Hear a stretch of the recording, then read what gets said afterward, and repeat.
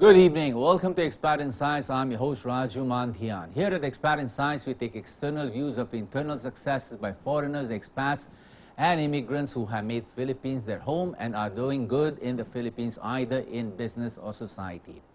Tonight, March the 18th, we have a very special honor of having a guest, a lady guest, from a country that is known as the whole world inside one country.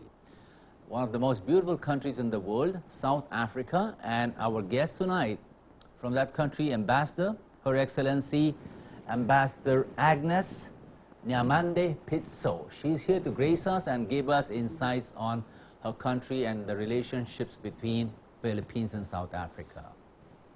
Madam, welcome to Expat Insights. Thank you, Raju, for the invitation to come and talk to you about my country. It's such a pleasure to have you here because I've never had anyone from South Africa, and it's a beautiful country. So congratulations and compliments for owning such a big and a beautiful country. Thank you, thank you.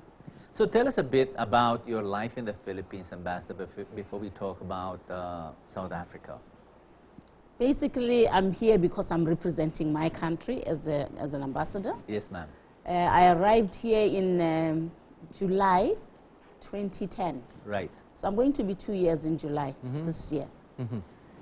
Basically, it's to represent my country in terms of economic diplomacy. Right. Trade, investment, and tourism between the two countries, to ensure that the two societies who really don't know much about each other get to know about each other in this global world. Absolutely. Yes, basically, and see how we can each benefit from each other's trade, investment, and tourism. To get both countries more acquainted, you know? Absolutely. Yeah. And be truly part of the global That is a truth for many countries, actually, that don't know each other. Sometimes distance separates us, right? Yes. It's not the trade or the relationships, but the gap, the physical gap. But fortunately, we cannot complain much about the distance because technology has actually removed that the distant part and make countries which are far apart to be as close as possible. Yeah, yeah.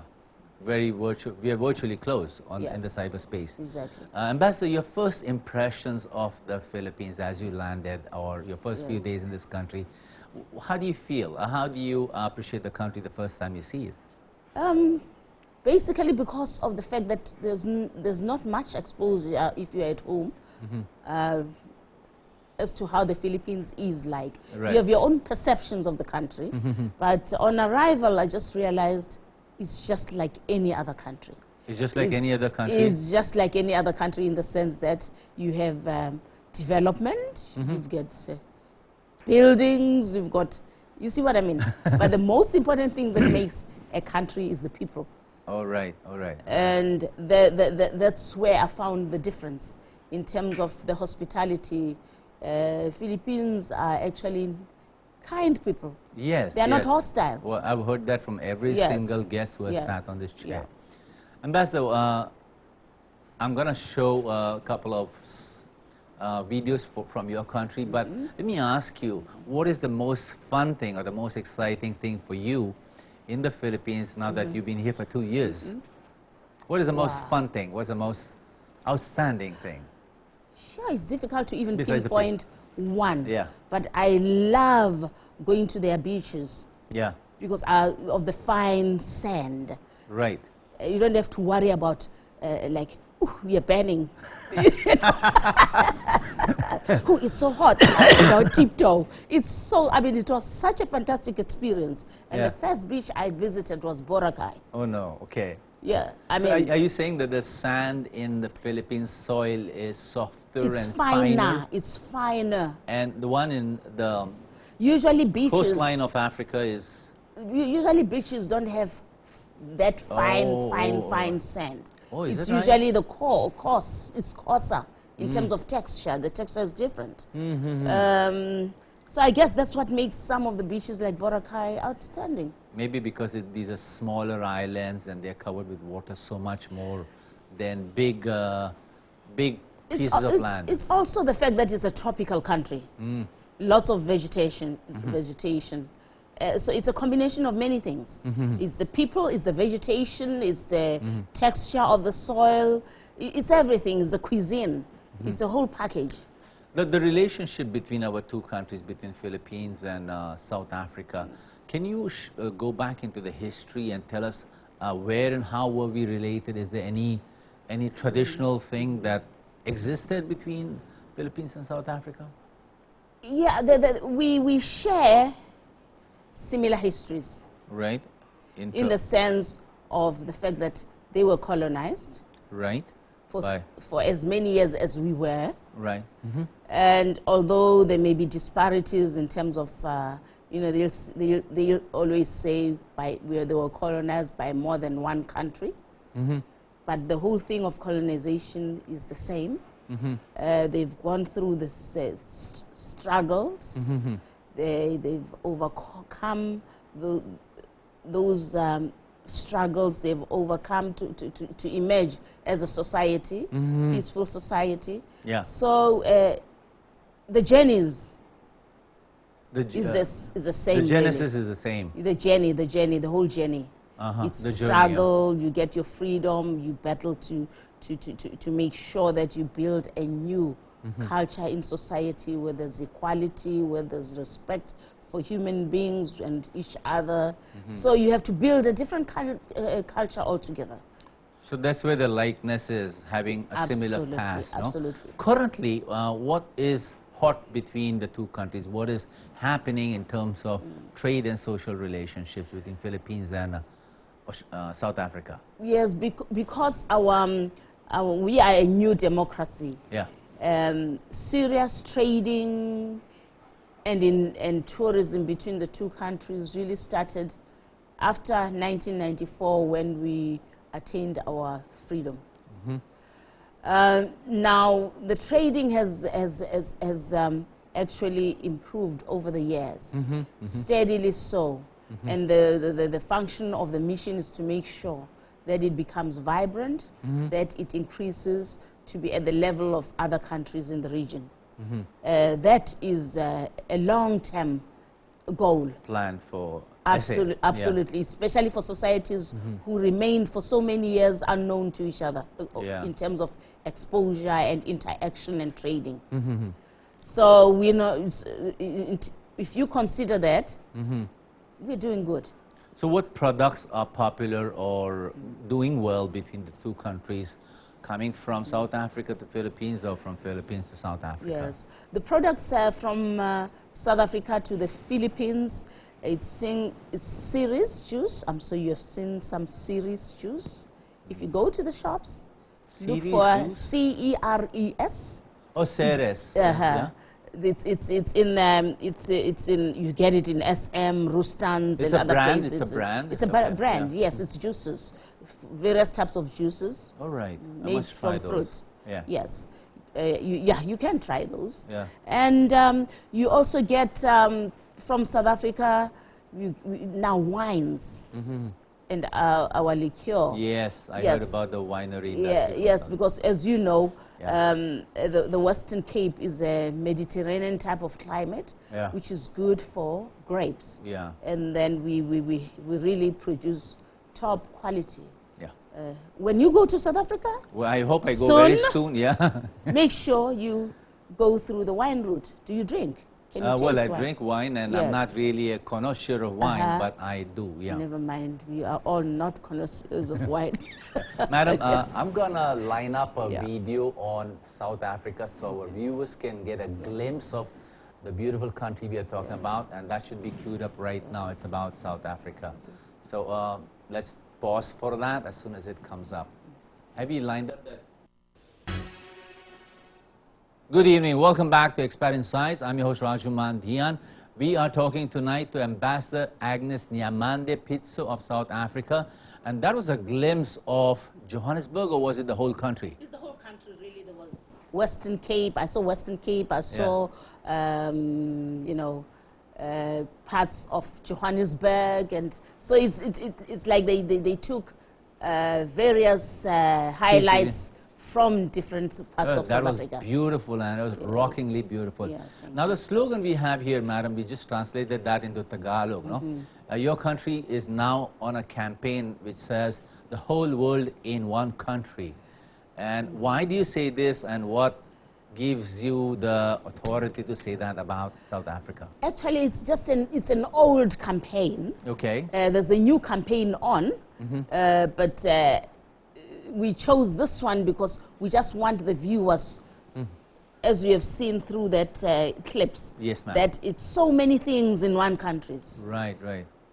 So cultures, diversity, religions, belief systems, absolutely, businesses, and even the dynamic diversity of population. Yeah. It's almost like another UN in one country. It's really diverse. We just wanted to highlight there. It's not our current campaign. We just wanted to highlight the diversity issue. It's a good place to go, no? Yeah. Now, since 1994, since you became the republic, no? South Africa has grown really, really fast. I mean, it's just holistic. You've grown in mining, you've grown in agriculture and industry. Yes. Would you like to tell us what drove this? What power drove this to make the country grow so fast, so rapidly? I think it's a whole vision. Yeah. First of all, our first president, Nelson Mandela, had on South Africa. Yeah. And also the vision of all those South Africans who fought so hard for a new South Africa. Right. A new South Africa which won't discriminate. A new South Africa which will look at the social issues in terms of housing, in terms of job. So really, if a new government were to really deliver on the mandate, it therefore meant they had to look at those things of job creation. How do you create jobs? You have to make sure that industry thrives. You have to make sure tourism booms. All those things that create jobs. That was the basics. That mood, that passion that helped South Africans make the South Africa that is today. Does it still exist? And can you describe the passion that runs through the people now? And yes, that passion still exists. Yeah, the fire, Yeah, because as the constituents, the voters, are the ones who make sure that the fire, the fire never dies out. Right. Because we are a new democracy. Yeah. It's a long way for us to go in order to make sure that we address all the issues in terms of that resulted from the injustices of the past. Yeah. And in that manner, I can still say that, I really truly say that it is still, the fire is still there. There are checks and balances. Every single absolutely. citizen. Yeah. And the whole cry is about job creation, especially now with the global economic crisis. Yeah. You know, it's the government is going all out to make sure that we then don't sort of reduce the standard of living of people. Because what is economy? Economy is about work. It's about sweat. It's about churning but the wheel. In the ultimate analysis is for you and I to get money to be able to buy what we need and want. To produce, in a healthy society. That's all what it's about. It's about them really living. It's about living. You are, South Africa is positioned to be one of the top 5 growing countries after Brazil, Russia, India, and China, no? And that means there must be a good rapport between the administration and the public today. Yes. It exists, and what is the sense and the mood of that today compared to other countries? Yeah. I'm not sure about other countries, but what I can say in South Africa is that we are fortunate in that the country is endowed with natural resources. Right. So it cannot be said to be poor. But the challenge is how to distribute that wealth so that an ordinary person benefits from that wealth. This remains a challenge that our government is trying to address. Yeah, your per capita income is almost a little twice as much of Philippines as of today, even though you've been free for 15 years and you have the country's been mining successfully. I mean, your gold reserves are high. What kind of policies are around the mining industry and how do they help them? Maybe if we can go back to the history, we'll know that in terms of mining, the resources were not equitably distributed. So when the new government came in, it had to change that and ensure that the resources are equitably distributed by coming up with laws that will encourage the previously disadvantaged to enter the economic mainstream. Because that's the only way you can ensure that the wealth of the country is evenly distributed. Because without that distribution of wealth, you may have a high GDP. That does not necessarily mean therefore you have created the jobs. It means it's a skewed distribution like in many developing countries. Exactly, exactly. So in order to address that skewness, laws had to come into effect where we empowered the previously disadvantaged to make sure they also benefit. That it's the resource for all. Is there any example you can cite to bring about that? Because that's the challenge of every growing country, that how to balance off its wealth, no? So any law or policy that South Africa might have put across? We have what we call a black economic empowerment. Okay. BEE, it's called the Black Economic Empowerment law, whereby if a multinational comes into South Africa, for it to get certain incentives, they have to leave a certain percentage of shareholding to stakeholders, so that they are part of it, so that it's not just a multinational company coming in and it's everything. And the South Africans themselves do not benefit. In that manner, in those areas where the mining happens, communities can sort of participate and gain from it, from that resource. Otherwise, if that doesn't happen, it means the multinational company can come, take everything out, and to no benefit of the local local communities. In the Philippines, a couple of weeks ago, there was a forum by those who did not appreciate mining and those who thought mining is useful. What is the atmosphere in South Africa about that, about the opinion of the environmentalists about mining? I think we have sort of addressed that in the sense that in the process of bidding or for that particular place to develop, no, the whole project cannot be authorized or approved unless there's an environmental impact analysis of the place. That's one of the requirements. So by the time mining occurs, that has already, it does not occur after people have started mining, it's before. And also monitoring is very important. And strict. The whole process has to be monitored. I'm not saying we are 100%, but what I'm saying is that if proper processes are put in place, you are able to make sure that the resource is used properly and there's rehabilitation of the land. Which is the most important thing. So it's nourished back to at least its original form. Yes, as far as possible. About the other industries, we'll talk about three industries and give us a picture on that. Number one is agriculture and manufacturing, if you can give us insight on that. And then we'll talk about BPOs, because I think South Africa is lined up to compete with Philippines very soon. So can you give us a picture on agriculture and manufacturing in South Africa, given that the population in South Africa is half of Philippines? Yes. as you, I'm not trying to presume that you know nothing, I don't know but too much. really, you don't know. Okay. I mean, I don't know too much about how. You see, that's why I'm saying we are endowed with so much resources. Right.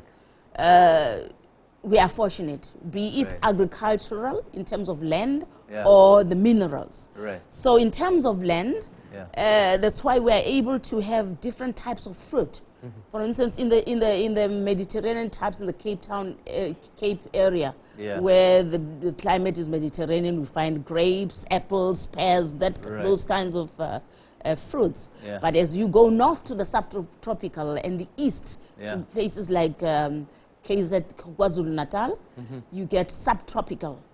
You get mangoes. Papayas. You get papayas. You get bananas. You get all those things. Wow. So it's also the strategy of government to make sure that they empower, they assist people mm-hmm. To make sure that they go, especially the previously disadvantaged. Mm-hmm. So they get resources, because the most important thing is the skills, mm-hmm. yeah. to get the know-how, yeah. and the funding. Mm-hmm. And government has put up a lot in terms of that, so that people can get skilled to be able to use that resource productively if the accessibility is no longer an issue. And in the last 15, 20 years, has the infrastructure supported the transportation of goods from the borders to the cities? Is the delivery fast to the market? Yes, remember South Africa is one of the top countries in terms of infrastructure development, both land, sea, and air. Yeah.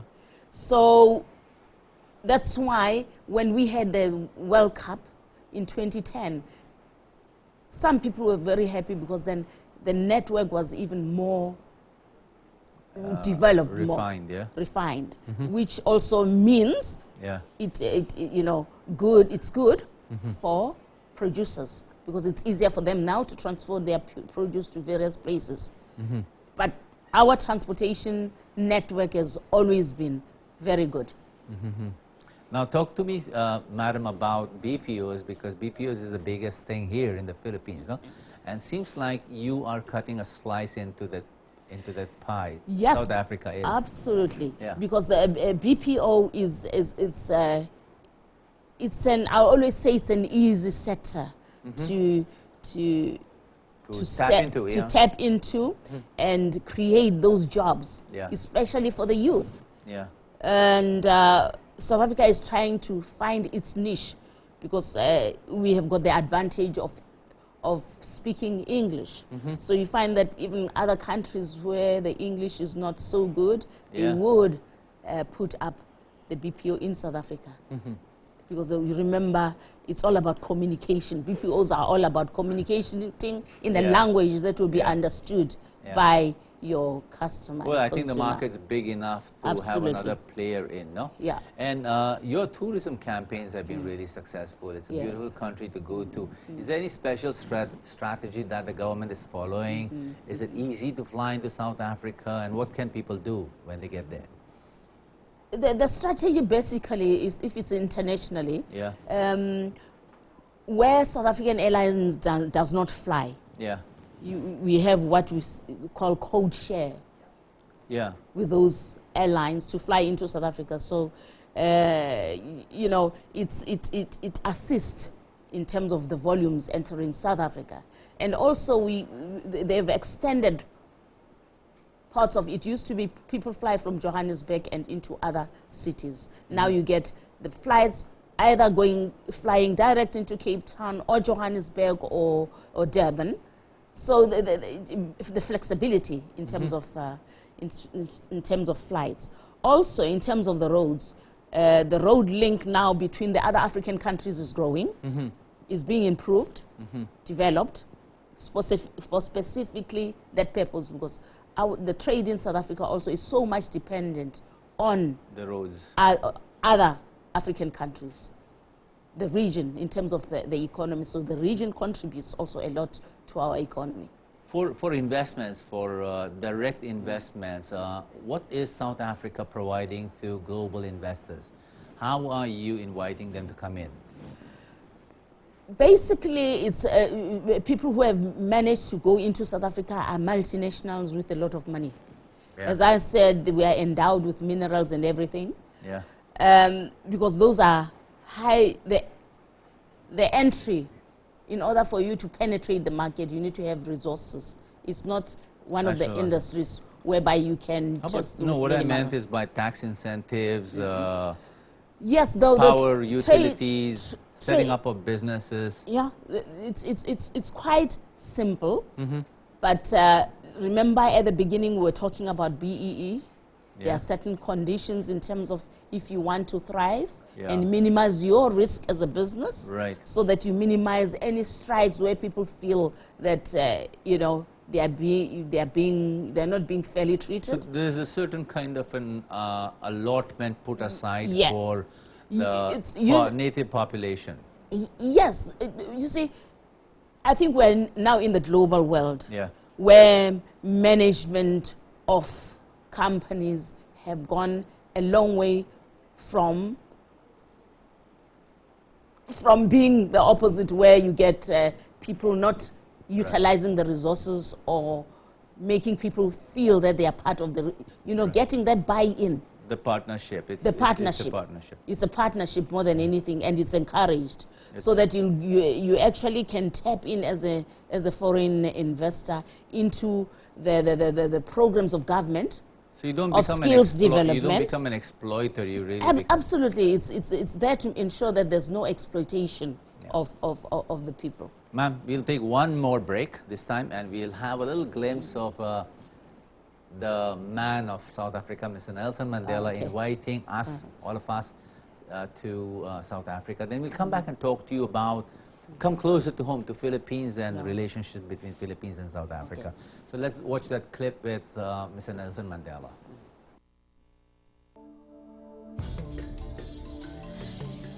The reason I love South Africa is the people. We're lucky enough to be able to understand each other, to be able to, you know, speak the same language. I'm incredibly grateful for jobs, work enormously hard, very dedicated, very proud people. Cost of doing business in South Africa is less than, you know, elsewhere in the world. You can mix business with pleasure. You've got Joburg, where a lot of the business takes place, Cape Town now, where a lot of business takes place, but you've got the most, you know, beautiful game reserves, so got the most beautiful coastline, and the most fantastic wineries, some of the best restaurants in the world. It's wonderful that South Africa has finally got the World Cup. And I think, you know, in the same way that Britain has won the Olympics, it's a tremendous morale booster for a country. And, you know, I think South Africa can be proud of, you know, managing to achieve something like that. The competition was fierce. Every country in the world wanted to get it. So I think it shows that South Africa's come of age to be able to pull off a coup like that. It's a wonderful country, and best of luck with it. And I hope lots of you come and invest in this fantastic country.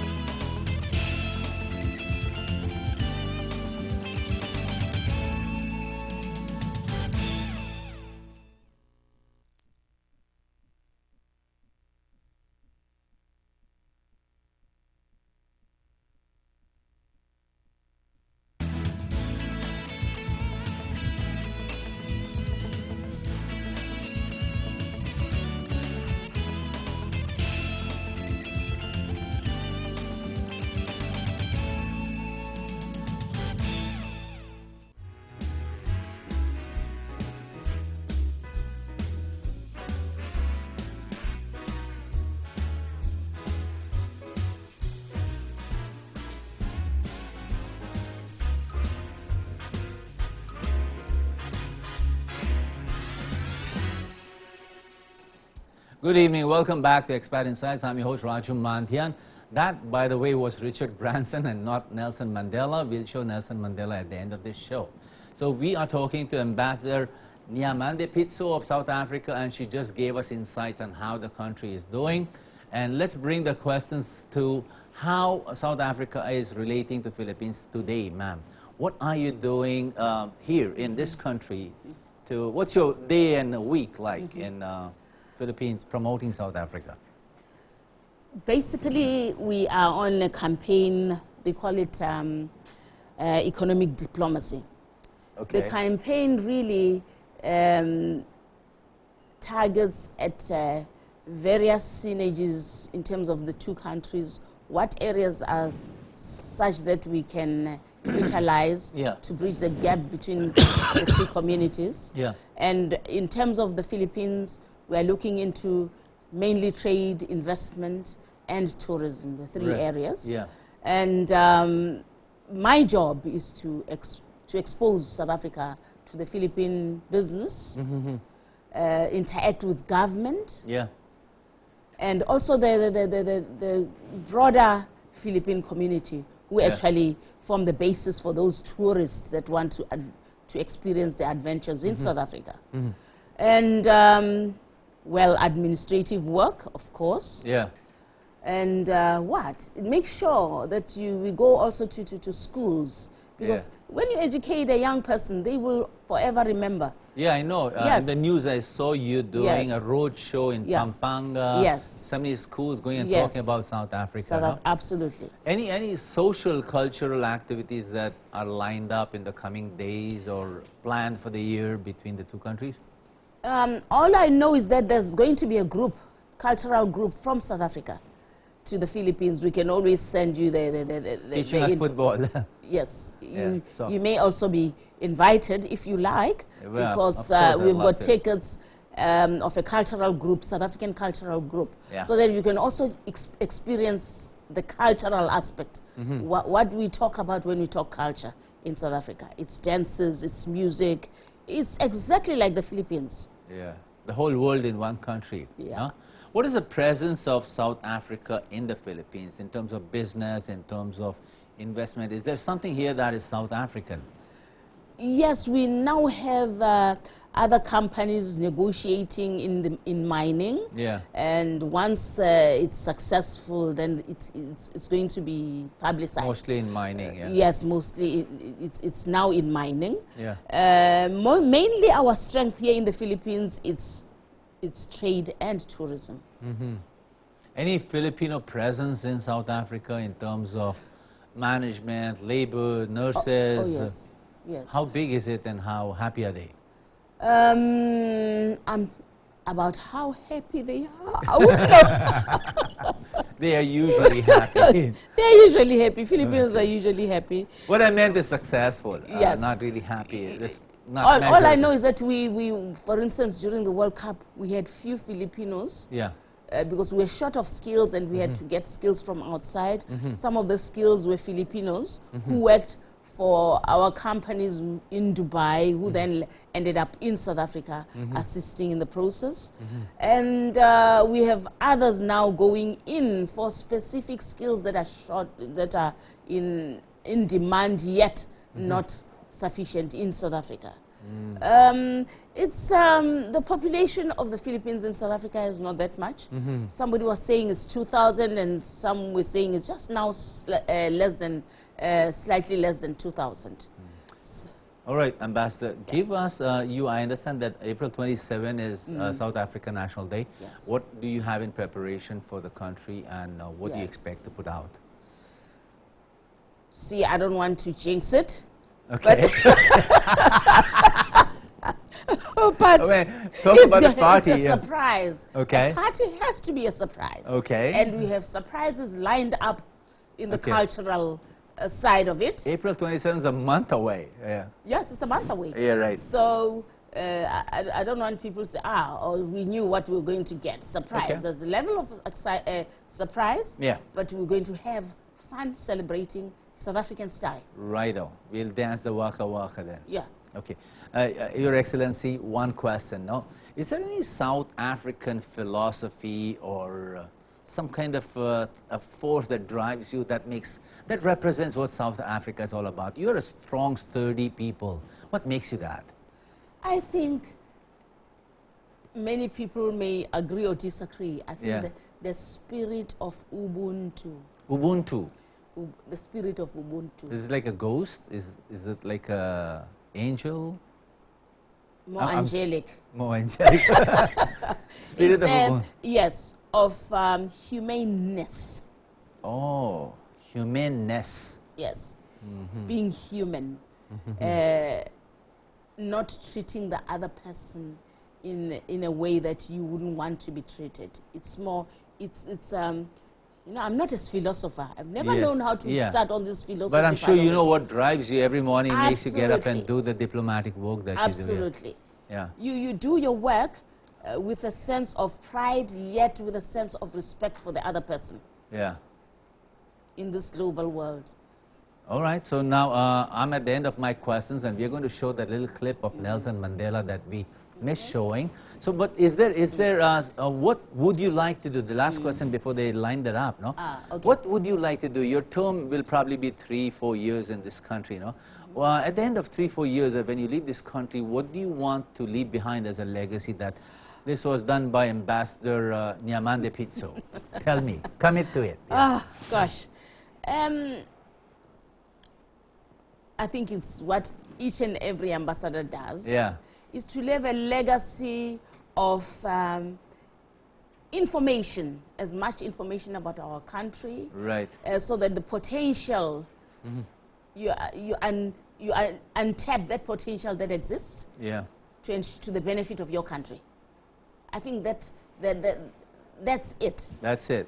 That would, how will I have... You want to leave us Filipinos charged to be able to tap into what South Africa is all about. All the opportunities. Okay. Be it trade, investment, or tourism. Ma'am, thank you very much for being on Expat Insights and giving us insights on South Africa. If there's anything you want to say to the Filipino community, the TV is yours, and then we'll put up that little Nelson Mandela show video. Thanks, Raju. Thank you. You're welcome. Yeah. How do you say welcome in South African? Ooh. Welcome. Oh. Let's just leave it at welcome. We have 11 national languages. It's going to be a tedious job. Okay. Okay. So is there something you want to say to the country? A million people probably watching it. I mean, the Philippine people must remain as nice as they are, because it's a trait that is really unusual. Yeah. It's really going to take them places in terms of their trade, investment, and tourism, because everybody thinks they are fantastic people. You know what? There's a story here. There's a myth that goes around in the Philippines. Yes. It says there that when God made man, the first time he cooked him, put him in the oven, and he was kind of light. Yes. Then he made another one. He put him inside the oven, and that was kind of dark. Then he made another man and put him inside the oven, and he pulled it out. It was a perfect Filipino, brown.